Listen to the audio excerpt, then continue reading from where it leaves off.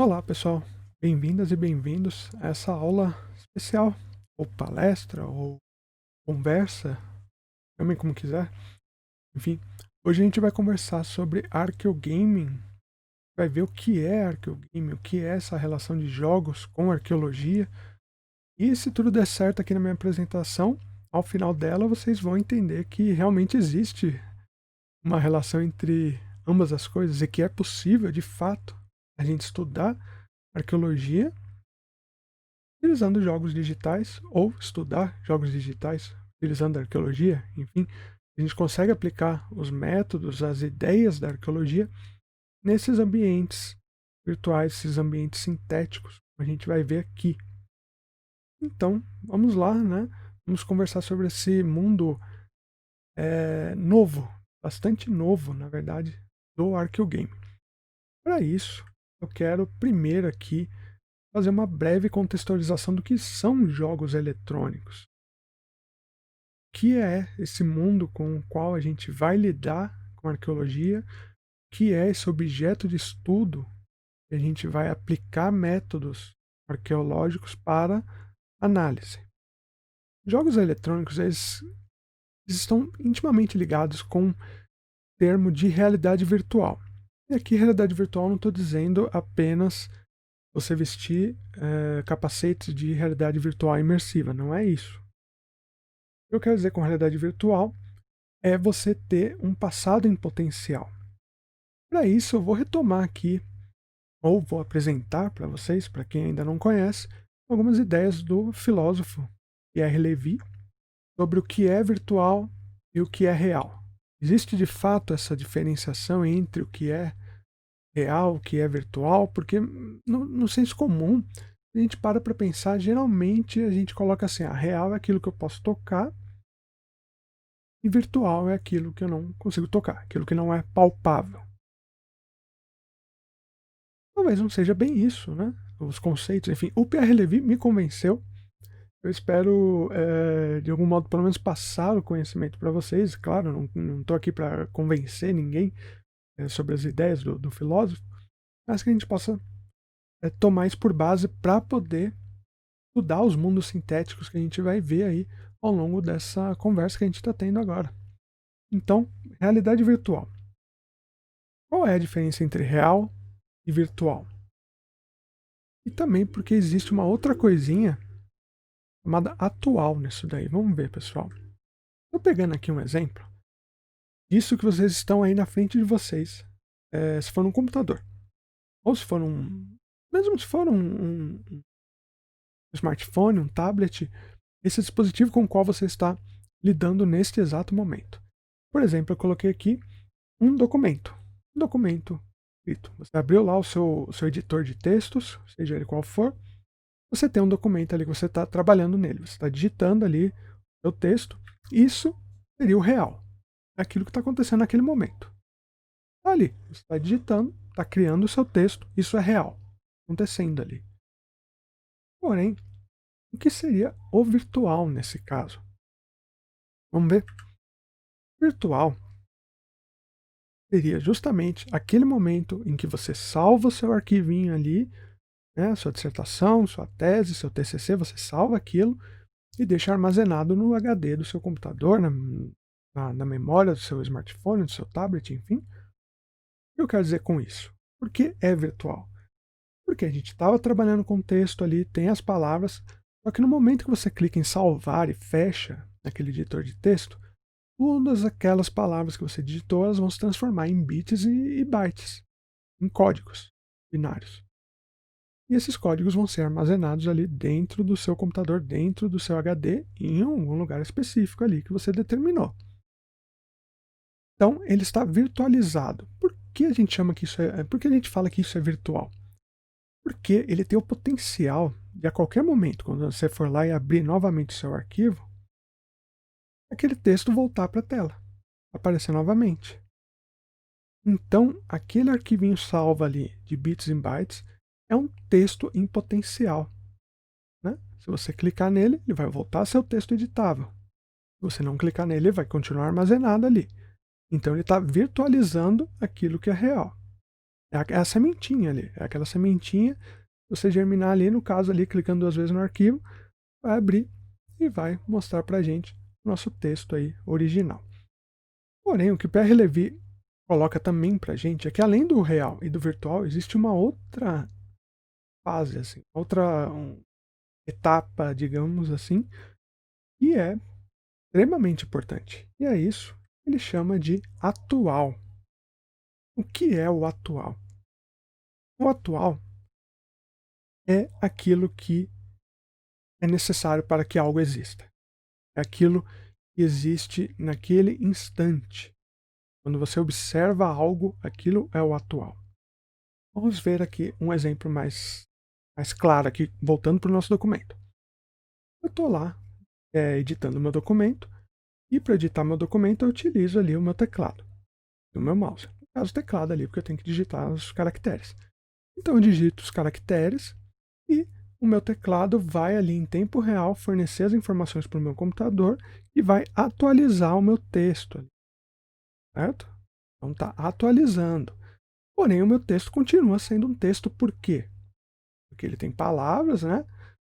O meu texto ele tem verbos, tem adjetivos, tem substantivos, enfim, tem toda uma sintaxe própria que a gente aprende, né, para se comunicar.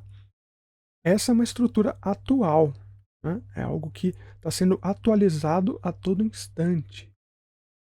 Então, eu estou, ao mesmo tempo, mexendo em algo real, que é o meu documento ali, existe, ele é o meu documento que eu estou trabalhando sobre ele, mas ele vai atualizando em tempo real de acordo com as palavras que eu digito no meu teclado. Caracteres que eu pressiono ali, as teclas, que vão atualizando o meu arquivo. Então, para o Pierre Levy, ele vai dizer que o real não é oposto ao virtual. Não teria lógica isso para o Pierre Levy. Por quê? Porque aquilo que é oposto ao real não é aquilo que vai ser a sementinha que, se você clicar ali no arquivo, ele vai abrir novamente. Não é isso. E o que é o oposto ao real é justamente o atual. Porque a todo momento ele está modificando o real. Então ele é o oposto, de fato, do real, e você vai atualizando. A tudo isso a gente dá o um nome, então, de realidade virtual. Né? Uma realidade, ou seja, aquilo que existe ao mesmo no momento, que é virtualizada quando você guarda o arquivo, ou quando ele está ali, um embrião ali da semente da árvore, por exemplo, e tem potencial de vir a ser real. E quando a gente trabalha com arqueologia, e arqueologia e realidade virtual, a gente está falando de um potencial do passado. Potencial de vir a ser real, mas lidando com o passado. Né? Um potencial daquilo que pode ter sido real, principalmente. Isso é aplicado a jogos. Por quê? Porque a todo momento a gente está atualizando informações para o nosso computador, para o nosso console, para o nosso dispositivo portátil.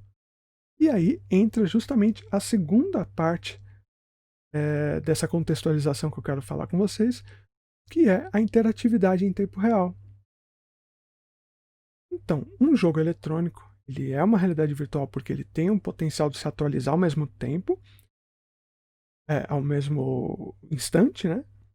Porém, para que essa atualização aconteça, tem que interagir com algo. No caso do videogame, a gente interage com um controlador, com um gamepad, com, enfim, joystick, chame o jeito que você quiser, ou então com touch ali no smartphone, a gente toca na tela e vai modificando isso em tempo real.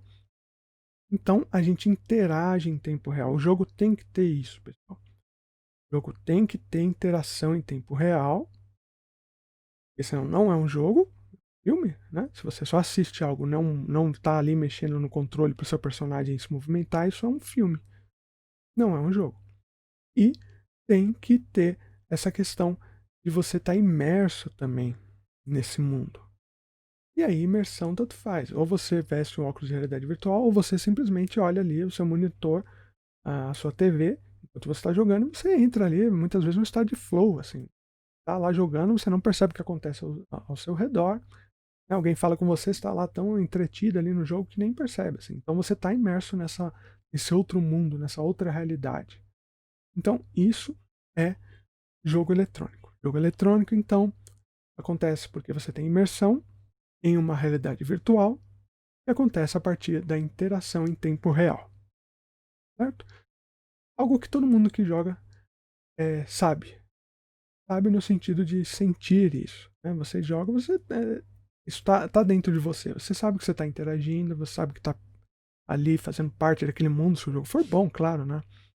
Claro, quando acontecem glitches, enfim, isso atrapalha a sua questão de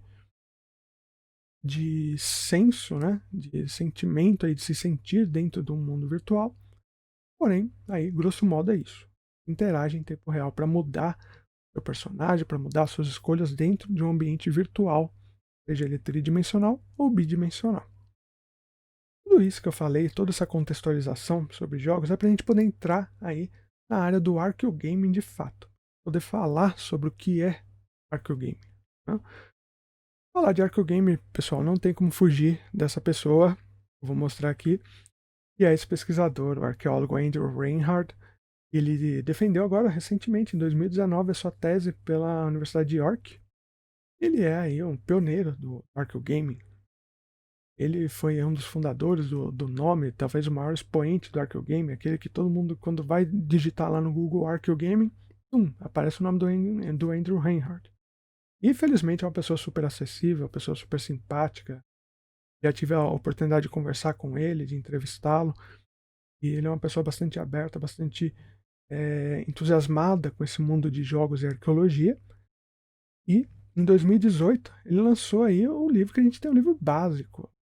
Qualquer pessoa que for estudar arqueogame vai ter que ler esse livro aí eternamente. Vai ter que começar a lista de leitura por esse livro do Andrew Reinhardt. E é o Archeogame lançado em 2018. É um apanhado aí, é um compilado do que é Archeogame. E é o que vai servir aqui de base para a minha discussão com vocês sobre esse tema diferente aí da arqueologia, esse tema dos jogos e arqueologia. Eu quero aqui, pessoal, antes da gente entrar nesse aprofundar o que é arqueogame, vou fazer aqui um parênteses para dizer que a gente ainda não tem traduções para português sobre esse termo, porque é um termo bastante complexo, na verdade, quando a gente para pensar numa tradução para português, né? As possíveis traduções que eu penso: arqueojogo, ou arqueojogos, que é a que eu mais gosto, é a que eu mais utilizo. Porém, olhando ali a palavra arqueogame, a gente pode pensar também em arqueojogar, né? Por causa do verbo ali, o gaming, e também arqueojogando, por causa do verbo ali também do gaming. Então, a gente não tem ainda uma tradução aí.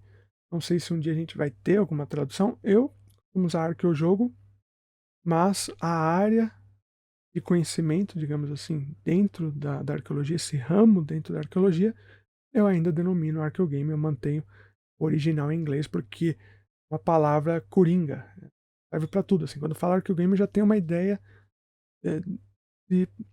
dessa coisa homogênea, né? Mas que ao mesmo tempo é tão heterogênea ali quando você olha para dentro dela. E é isso que a gente vai conversar agora. É isso que eu vou mostrar para vocês aqui nos próximas telas. Seguinte, pessoal. Uma definição ampla de arqueogame. O que é arqueogame? Se alguém parar e perguntar para você. O que é arqueogame? Vamos lá, uma definição ampla. O arqueogame, isso é o que o Andrew Reinhardt diz e que praticamente todo mundo que trabalha com arqueogame concorda. O arqueogame é uma arqueologia em jogos digitais e que o arqueogame é uma arqueologia dos jogos digitais. Vou explicar isso melhor daqui a pouquinho, mas vamos lá. O que eu quero dizer por arqueologia em jogos digitais? Eu quero dizer arqueologia aplicada aos jogos digitais. E uma arqueologia dos jogos digitais, ou seja, é diferente aí, é dos jogos digitais. Com isso eu quero dizer um mundo mais amplo. Quero dizer arqueologia da mídia física do jogo, arqueologia da pessoa que vai se vestir como um personagem do jogo, arqueologia da propaganda do jogo, ou seja, tudo aquilo que está envolto ao jogo eletrônico em si. É uma arqueologia do jogo digital, né? É também um arqueogame. Então a gente tem arqueologia no jogo digital lá, e a arqueologia que você faz dentro do ambiente do jogo, e a arqueologia fora do jogo. A arqueologia envolta aí, né? Que fica rondando aí o artefato jogo eletrônico. O artefato arqueológico jogo eletrônico. Porque a arqueologia também lida com o presente. Né? Na verdade, toda arqueologia é feita no presente, né? Quando a gente está lá escavando, enfim, ela é feita no presente. A arqueologia talvez acabe, assim como a história, né? Acabe dizendo mais sobre o presente do que o próprio passado, porque a gente tem toda uma contextualização enquanto realizamos o trabalho de arqueólogo, enquanto realizamos o trabalho de historiador, enfim, a gente tem, a gente está nesse contexto aí, tem que ser levado em consideração quando a gente escreve um trabalho, quando a gente vai ler um trabalho, né, você não vai ler um trabalho de 1930, 1940 com a mesma cabeça de 2010, 2020. Você sabe que naquela época era diferente. Então, a arqueologia não foge disso, né? E tem que sempre ficar atento a isso. E arqueogame é uma arqueologia do presente. E se a gente for pegar aí, os jogos têm aí 40 anos. 50? Não, 40, deixa eu ver. 1970, não, 50, 50 anos, pelo menos aí. Então, a gente tem uma arqueologia super recente que pode ser estudada. Não é uma arqueologia diferente de você estudar a Roma antiga. Não é uma arqueologia diferente de você estudar povos sambaqueiros. Não é só porque eles são mais recuados aí no tempo, eles são mais dignos de serem objetos de estudo da arqueologia do que um jogo eletrônico que foi lançado aí semana passada. Não. Pelo menos eu defendo isso. Tem o direito de ter a opinião de vocês, tá bom, pessoal? Vamos lá, então. Vamos começar falando sobre arqueologia em jogos digitais. Com isso, quero dizer, né? Já falei isso, mas vamos só retomar aqui. E a arqueologia em jogos digitais é a aplicação de métodos arqueológicos, os mesmos métodos arqueológicos que a gente tem em campo, análise, tá? A maioria deles, se não todos, podem ser aplicados em jogos eletrônicos. E são aplicados aqui ao mundo sintético. Mundo sintético é uma definição do Andrew Reinhardt. Ele opõe o mundo sintético, ou seja, o mundo dos jogos, o mundo dentro do jogo, ao mundo natural, o mundo que a gente está aqui vivendo fora do jogo eletrônico. Né? Então, quando eu interajo com um videogame, com um computador, eu estou interagindo com o mundo natural, né? Estou ali apertando um botão, enfim, é um mundo que tem as leis da física daqui, quais o nosso mundo aí, o nosso planeta obedece, ele é regido por essas leis da física, e no mundo sintético a coisa é diferente, a gente sabe, né? A gente sabe que tem jogo que a física é outra. É um jogo, tem a liberdade de ser diferente do mundo natural. E ele é sintético porque ele é um mundo artificial, né? É feito ali por bits e bytes e está ali armazenado no processador, numa memória, enfim. Esse mundo artificial não é um mundo orgânico e é sintético de fato. E nisso eu acho que o Andrew Reinhardt foi bem feliz. E se ele colocasse o mundo real, o mundo virtual, a gente já viu que ali, né, na definição ali do começo, a gente já viu que não é bem assim que funciona. Então, eu acho que ele foi muito bem em separar, em colocar em oposição o mundo natural o mundo sintético, sendo que o mundo sintético, obviamente, está inserido no mundo natural, porque a gente joga no nosso mundo, né? O mundo do videogame tem lá as propriedades dele, o jogo ali, porém a gente está atuando, a gente está interagindo com ele em tempo real a partir do nosso mundo natural. E eu vou mostrar aqui para vocês algumas aplicações dos métodos arqueológicos ao mundo sintético. A primeira aplicação que a gente faz em campo, tá? É a da arqueologia, eu vou colocar aqui entre muitas aspas, arqueologia tradicional, não quero ofender ninguém com esse termo que eu acabei de colocar aqui, mas com isso eu quero dizer que é a arqueologia que a gente faz em campo aí, arqueologia no mundo natural, que a gente aplica ao mundo sintético, que é a fotogrametria. Aqui no caso, eu fiz isso no jogo do Assassin's Creed Origins. eu utilizei a Esseno, o nome da águia aí, do falcão, da personagem principal, como um drone. Eu estou aqui em Alexandria, utilizando esse drone falcão, drone águia, para tirar fotos, já que o jogo me permite, ele tem um modo de fotografia. Com isso eu fiz toda a fotogrametria, né, rotacionando aí, deixando ali o objeto no seu eixo e dando a volta. Depois coloquei no software específico, aqui no caso o Agisoft, para poder fazer essa fotogrametria e ter um objeto aí tridimensional a partir de um jogo eletrônico que também é tridimensional. Então eu tenho aí essa. É quase como aquele filme Origem, sabe? E. É Origem? Eu não sei, pessoal. Desculpa se eu confundi. O Inception, lá do Christopher Nolan. Sonho dentro do sonho. É quase isso, assim. Porque a gente está fazendo uma fotogrametria do digital a partir de um mundo sintético digital, utilizando as ferramentas. Então é a mesma coisa. Você vai para campo, você vai tirar suas fotos ali em sequência, você vai processar isso num programa específico. E depois esse programa específico vai gerar para você uma malha poligonal 3D com a qual você vai poder trabalhar. Então esse é um método de arqueologia, aspas sempre, tradicional, aplicado ao mundo sintético. Vocês podem fazer isso. Os jogos, se eles oferecerem essa ferramenta de captura de fotos, ou então mesmo ali, talvez dando um print screen, sabe? Um outro modo mais complicado, mas que é possível realizar esse trabalho. Bom,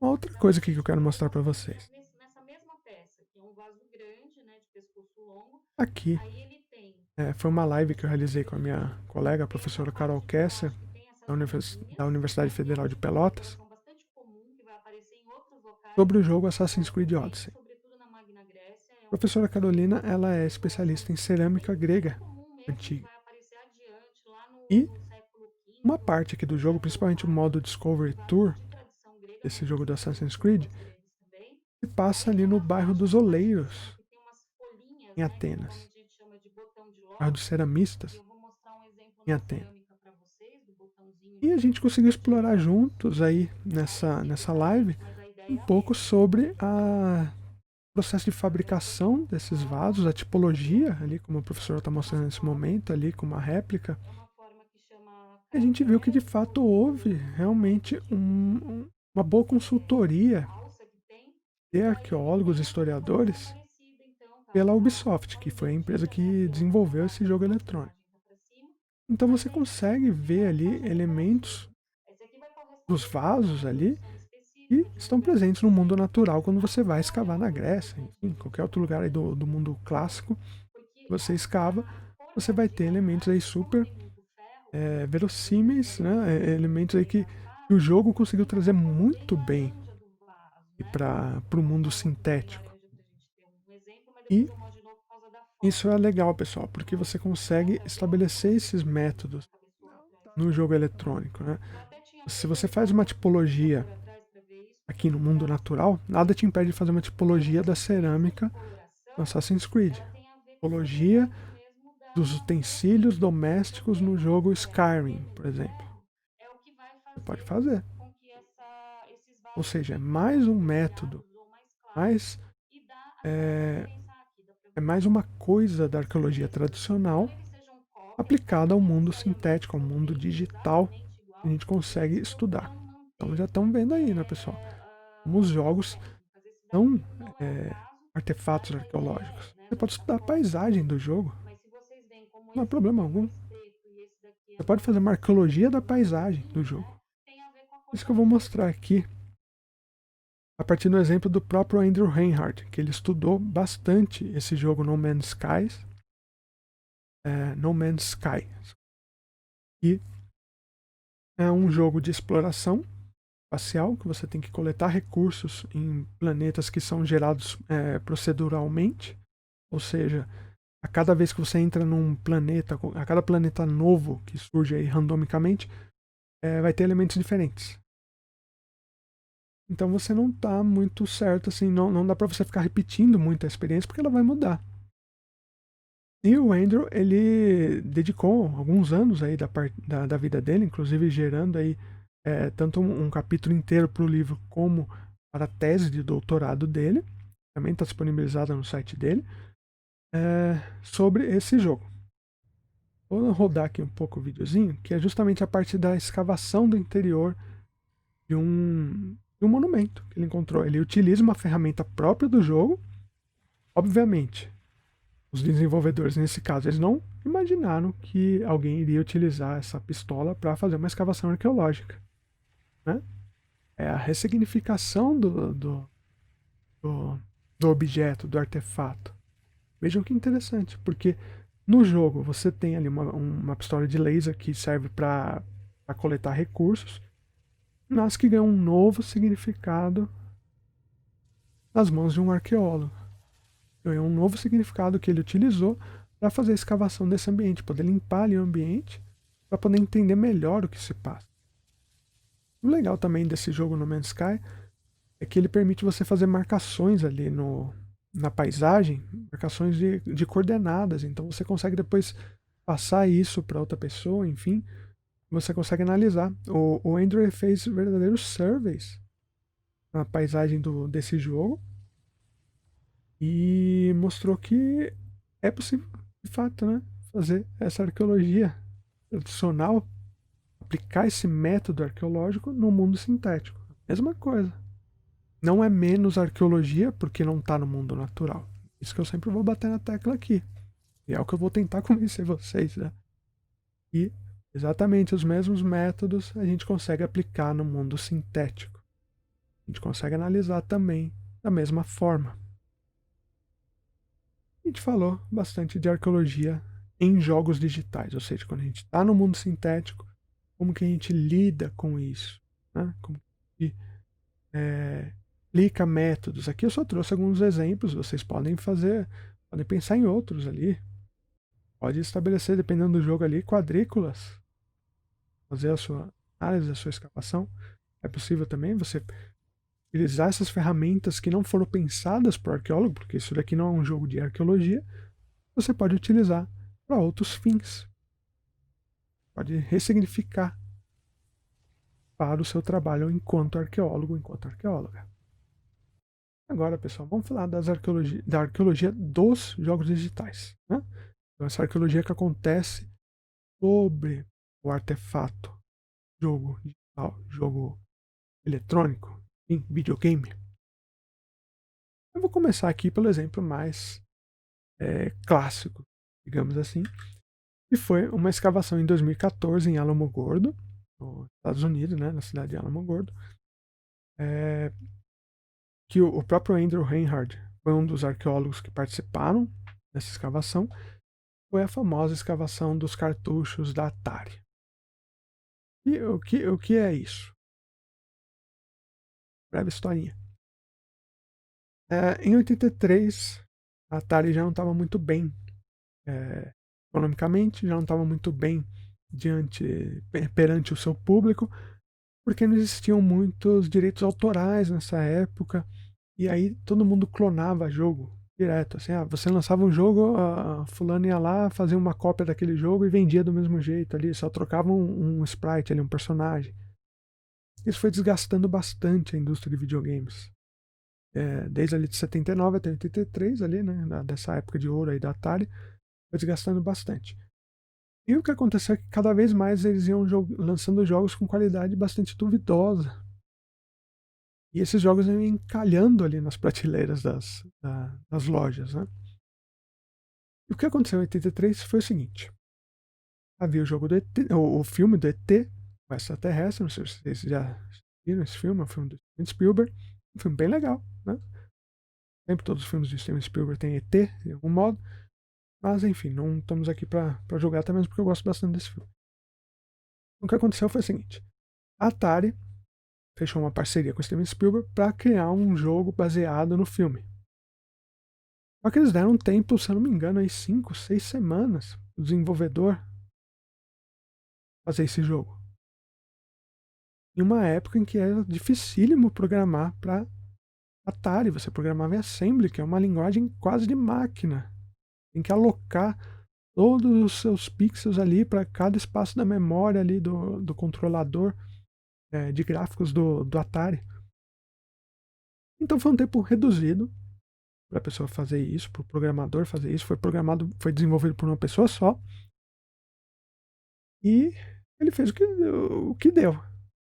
Quando esse jogo lançou, chegou nas lojas, viram que o jogo era um desastre. O jogo é muito chato. Assim, eu joguei isso quando criança, não entendia nada. Eu só jogava ali com o ET, caía num buraco, não conseguia sair do buraco. Se vocês forem olhar, procurarem por esse jogo aí, ET, da Atari, vocês vão ver que o jogo não é o pior jogo do Atari, como muitos dizem aí.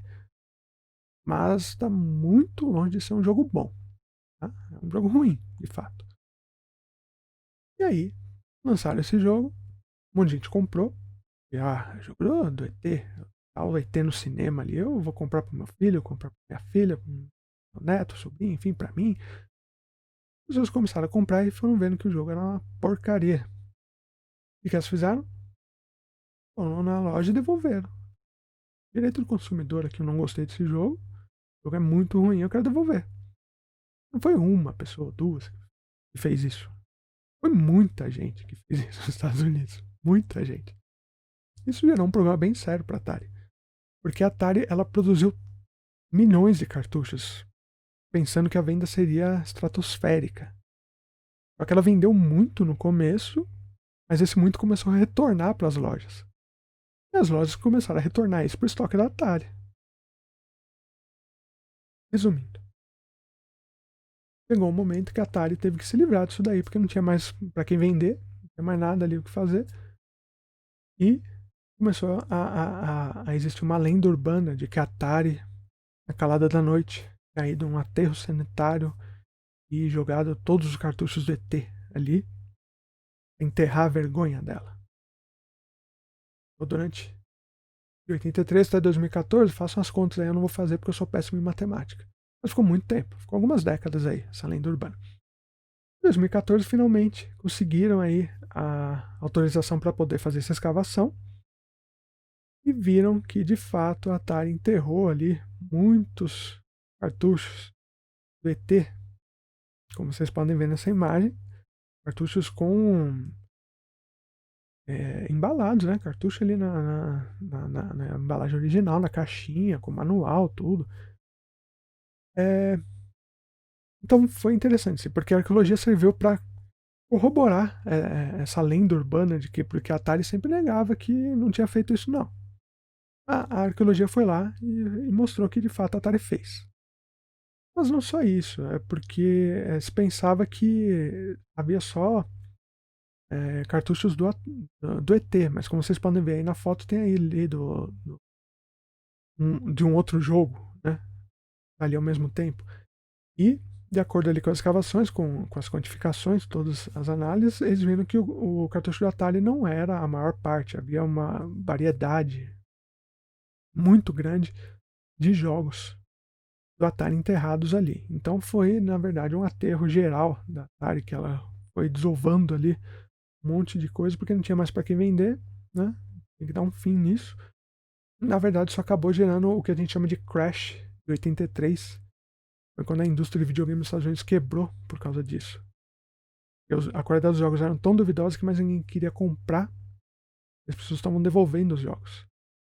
E foi salvar a indústria de videogames aqui, cerca de 2 anos depois, o Nintendinho, né? O Nintendo, NES, chegou do Japão para os Estados Unidos e aí voltou essa febre de videogames. Hein?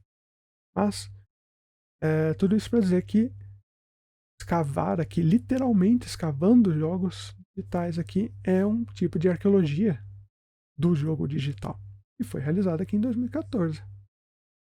Um outro tipo de arqueologia de jogo digital é análise do conteúdo do jogo em si. Aqui está passando de fundo uma análise que eu realizei para o Arise, a pesquisa que eu coordeno, sobre o jogo Detroit Become Human. É um jogo sobre androides, você é um androide, você tem várias escolhas ali morais para realizar ao longo desse jogo.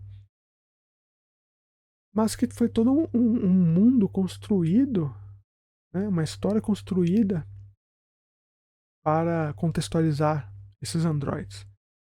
E a análise que eu faço é justamente sobre isso, sobre a questão da cibernética. Aí vocês estão vendo o Grey Walter na tartaruga dele, que foi a questão da cibernética, sobre a automação dos robôs. Então, a partir do mundo sintético, eu fui ampliando essa análise para poder mostrar como a cultura material, e no caso sintética, artificial, né, robótica, foi pensada no jogo do Detroit Become Human. Então, é um meio de se fazer arqueologia do jogo digital. É você analisar a cultura material arqueológica presente nesse jogo, ou a cultura material todo presente em jogos eletrônicos. Isso é fazer arqueologia dos jogos digitais. Uma outra coisa de arqueologia dos jogos digitais aqui, outra pegada de arqueologia dos jogos digitais que pode ser feita. Arqueologia do arqueólogo em jogo digital. Né? Quando a gente pensa em arqueólogo em jogo digital, o que me vem primeiramente à cabeça é a personagem que está aí na tela, a Lara Croft. Nessa época que eu coloquei, é dos primeiros jogos da Lara Croft. Então vocês podem ver que é uma arqueóloga hipersexualizada, né? Sexualizada, enfim, com roupas que nenhum arqueólogo iria a campo, com esse tipo de vestimenta, né? Com atributos físicos aí super valorizados,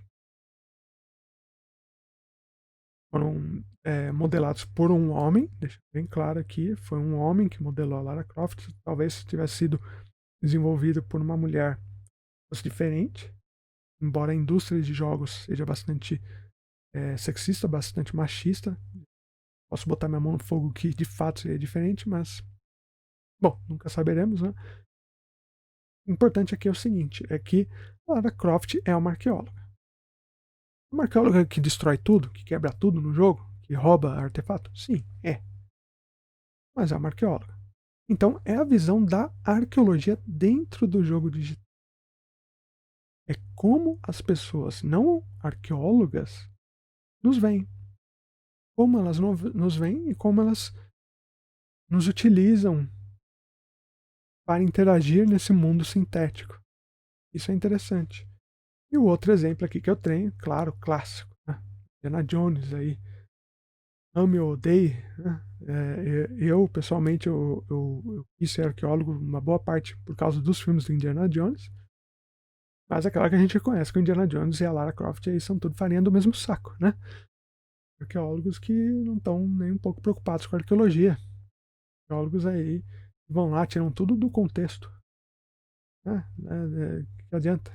Do contexto ali não estuda nada, só pega e tem todo esse mundo de aventura. Por exemplo, a Lara Croft ali utilizando pistola. Não sei se vocês já foram escavar utilizando pistola, mas eu acho meio difícil, né? Tá certo? Porque a gente sabe que existem riscos para o arqueólogo, mas ninguém vai escavar utilizando pistola. Você não vai dar tiro no chão para poder cavar ali o sólito, né? E aqui no caso, a propaganda da Atari sobre o jogo do Caçadores da Arca Perdida, do Indiana Jones. É um jogo interessante, viu? Fica aí a dica. Um joguinho legal.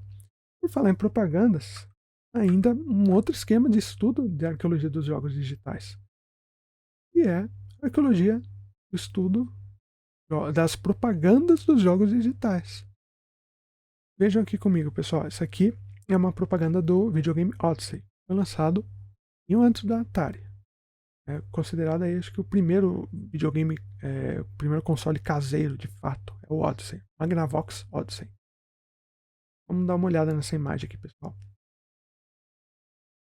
E vamos ver como essa coisa que está nessa imagem ainda hoje é bastante presente, infelizmente, na nossa sociedade, na mentalidade da nossa sociedade. Vejam ali, temos aqui no plano da frente aqui, um menino aqui sentado de costas pra gente, mexendo ali no controle do Magnavox, que é um controle que era basicamente a base de potenciômetro. E lá ao fundo a gente tem um homem ali, acredito que o pai da família aí, o esposo, também jogando. E a gente tem quem mais nessa imagem? a gente tem uma menina e uma mulher. Provavelmente a filha e a esposa. Então a gente tem uma família aí, família branca, e uma família em que apenas os homens estão se divertindo.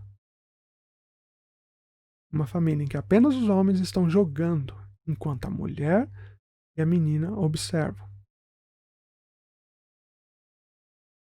Esse tipo de propaganda foi responsável por coisas que até hoje a gente tem na nossa sociedade, que é videogame é coisa de menino.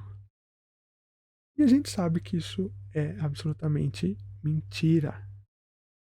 Se vocês pegarem aí os dados, principalmente que saíram agora, coisa de 2 semanas atrás, da BGS, a Brasil Game Show, que fez uma pesquisa pela Datafolha, mostra, se não me engano, desculpe se eu estiver errado, 48% do público gamer no Brasil, 48% dos jogadores no Brasil são mulheres. Né? Então essa coisa de que o menino joga, a menina fica olhando, não rola. Tem uma outra propaganda, não lembro se é do Odyssey ou da Atari, que mostra o pai e o menino jogando na sala e a mãe e a menina ali na cozinha, lavando prato, preparando o almoço, enfim. Então a gente tem essa propaganda acabou vendendo o videogame como algo masculino, né? E que até hoje a gente está tentando se desvencilhar dessa ideia, que é difícil, mas que felizmente aí você que está assistindo, que é mulher que joga, parabéns, continue. A gente sabe que, novamente, se a gente for pegar essa arqueologia dos jogos, a gente sabe quanto é difícil uma mulher jogar, principalmente jogos online.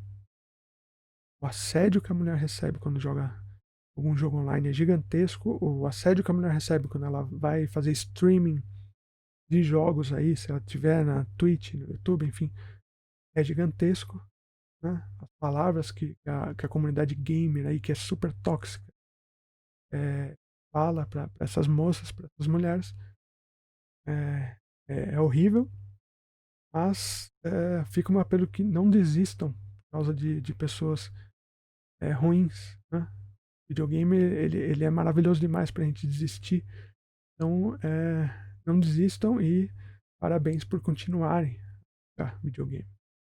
A gente tem essa propaganda aqui, né? Finalizando esse meu discurso aí, a gente tem essa propaganda. E então a gente também consegue ver aí questões sociais aí ligadas ao videogame, nesse caso aqui, né? E a gente tem também, pessoal, a questão de pessoa personificar um personagem. Não é muito pessoa, personagem, enfim, mas vocês entenderam. Ou seja, a questão do cosplayer. A pessoa que se veste como um personagem de videogame aqui nesse caso. O que se veste, que não apenas se veste, mas como age, né? Que atua como personagem de videogame. Aqui no caso a gente tem a Eloy, do jogo Horizon Zero Dawn. À esquerda aqui é uma moça, uma modelo, fez cosplayer, né? Então ela tá utilizando a roupa da personagem do lado direito da tela, personagem 3D. Então ela tá utilizando a roupa dela, ela tá incorporando esse personagem. Eu digo isso porque a comunidade cosplayer é gigantesca, ela movimenta também a economia. Ou seja, tem jogos aí por trás. Porque você tem eventos que tem ali concurso de cosplayer. Né? Então a pessoa ela se veste como personagem, vai pro evento ali, concorre a prêmios, enfim, mas tudo isso está ligado ao capital, né, ao capitalismo que vende os jogos aí, eletrônicos, os jogos digitais. Então é uma retroalimentação desse mundo econômico dos jogos digitais que também você pode utilizar aí para o estudo arqueológico. Também faz parte da arqueologia, também é um aspecto econômico. A arqueologia também lida com o aspecto econômico, a gente bem sabe. Então fica aí mais uma etapa de tudo de jogos com arqueologia. Uma outra coisa que eu quero mostrar para vocês, para terminar essa parte de arqueologia dos jogos digitais, é também o fato da arqueologia lidar com questões de saúde, né, que os jogos, desculpa, lidar com questões de saúde, aqui no caso desse jogo da Hellblade, questões de saúde mental. Esse jogo lida principalmente, né, com essa personagem, a Senua, e ela é esquizofrênica. E o jogo ele foi desenvolvido em parceria com psicólogos e psiquiatras para poder tentar levar para o jogo o máximo possível da noção do que é ser, do que é sofrer de esquizofrenia. E eles conseguiram fazer isso assim de uma maneira brilhante, porque eles gravaram um áudio em 360 que você joga ali com um fone de ouvido, você percebe, isso te assusta, você fica confuso enquanto você joga. Esse jogo, assim, eu considero uma obra de arte fantástica. É um jogo que é um serviço maravilhoso, um dos jogos, porque a produtora Ninja Theory, depois ela até lançou um videozinho ali de agradecimento com pessoas que mandaram mensagens falando, poxa, meu irmão sofre de esquizofrenia, eu sofri de esquizofrenia, enfim, quem que eu conheço, e que esse jogo conseguiu retratar e conseguiu principalmente mostrar para as pessoas um pouquinho como é sofrer dessa doença tão terrível, transtorno tão terrível. E o Hellblade aqui, esse jogo, nesse caso, conseguiu fazer isso brilhantemente. Então também questões de saúde que estão relacionadas aos jogos digitais, questões sociais, né? Eu acabei de falar aqui. Fica a dica para esse jogo maravilhoso. Quem não jogou. E já aqui se encaminhando para a reta final da nossa conversa, videogame, quero falar um pouquinho sobre desenvolvimento de arqueojogos. Jogos de arqueologia. Caso eu desenvolvo já há algum tempo no Laboratório de Arqueologia Romana Provincial da USP, do MyUSP, jogos e aplicações relacionados ao mundo romano clássico, e com o Arise, que eu coordeno, a gente já desenvolveu o Sambaquis, que eu vou mostrar daqui a pouquinho, e no momento eu venho desenvolvendo, junto ao professor André Zaranchi e ao LIT, um jogo sobre a exploração na Antártica. Né?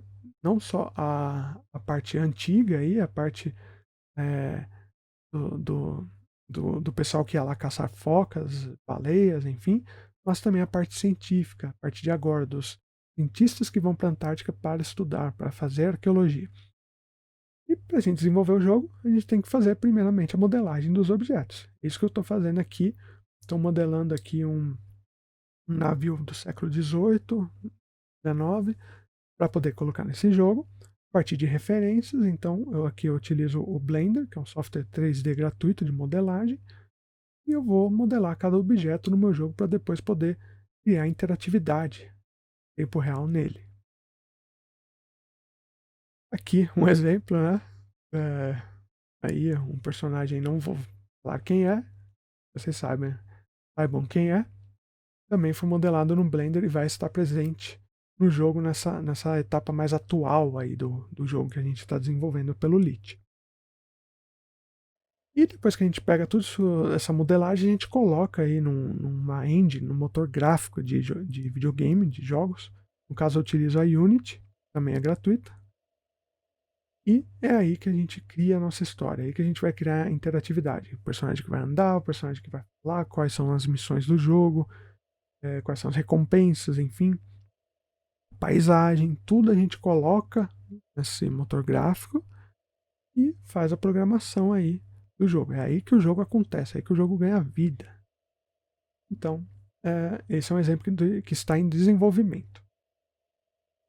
Porém, eu quero aqui terminar a minha apresentação mostrando um jogo que foi lançado ano passado, que levou 20 meses para ficar pronto.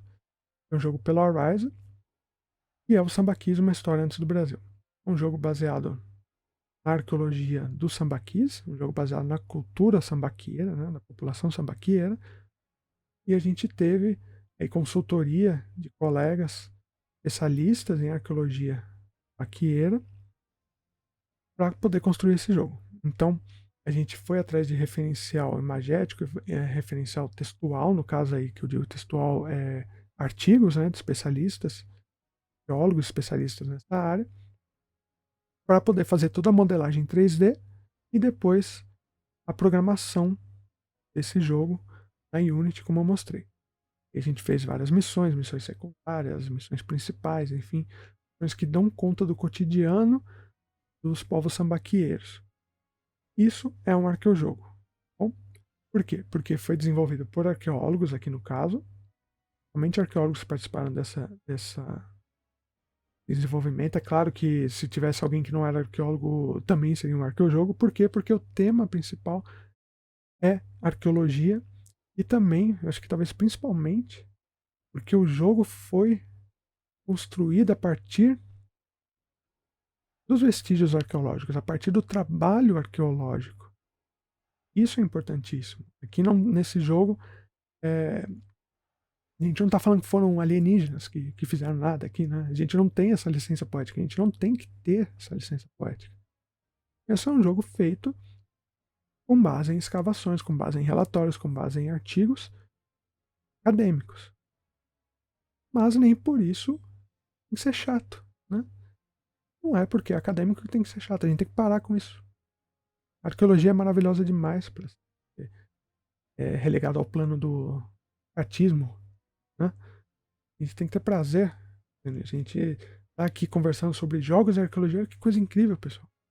Tá conversando sobre algo que gera mais lucro do que o cinema, principalmente agora, nessa época que a gente está vivendo, que os cinemas estão fechados, gera mais lucro do que o cinema. Todo mundo joga aí de alguma maneira ou outra, seja no celular, casualmente, ou seja um jogador profissional. E é um artefato que está presente na nossa cultura e a gente tem que olhar os jogos como um artefato arqueológico também, que eles são passíveis de estudo de arqueologia, como eu mostrei aqui ao longo da nossa conversa. E se eu fui feliz na minha apresentação, agora vocês estão vendo aí, vocês estão se dando conta que o jogo pode sim ser o seu objeto de estudo, sim ser o objeto aí do desenvolvimento do seu trabalho, do seu TCC, do seu mestrado, do seu doutorado, do seu pós-doutorado, enfim.